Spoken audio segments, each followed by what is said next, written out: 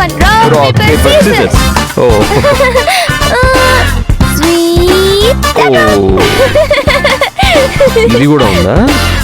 Rock paper scissors. మీరు కొంచెం silent గా ఉంటారా?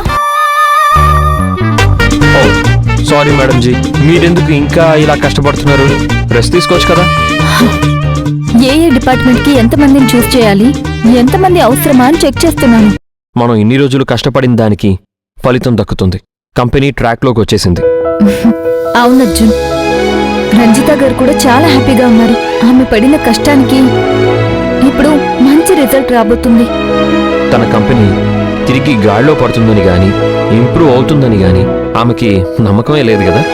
మన మీద పెట్టుకున్న నమ్మకాన్ని మనం నిలబెట్టుకున్నాం, అదే సంతోషం. భార్య భర్తలు ఇద్దరు ఫ్యాక్టరీ గురించి మాట్లాడుకోండి, నా గురించి అస్సలు ఆలోచించకండి.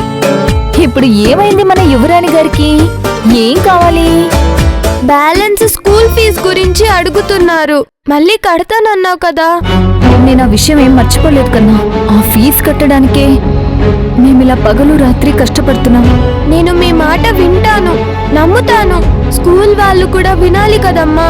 ఫీజు కట్టకపోతే బయటికి పంపిస్తారు. నేనేం ఆన్సర్ చెప్పాలి?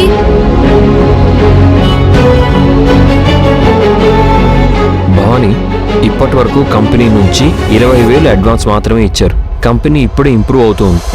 శివగామి, మన శాలరీల విషయం మాట్లాడడానికి ఇదే సరైన టైం. ఫుల్ పేమెంట్ ఇవ్వకపోయినా పర్వాలేదు, కానీ భవానీ ఫీజు కోసం కొద్దిగా అడ్వాన్స్ అడుగు. రంజిత గారు ముందే చెప్పారు, కంపెనీ ఇంప్రూవ్ అయిన వెంటనే మీకు అమౌంట్ ఇస్తాను, శాలరీ గురించి మాట్లాడతాను అని.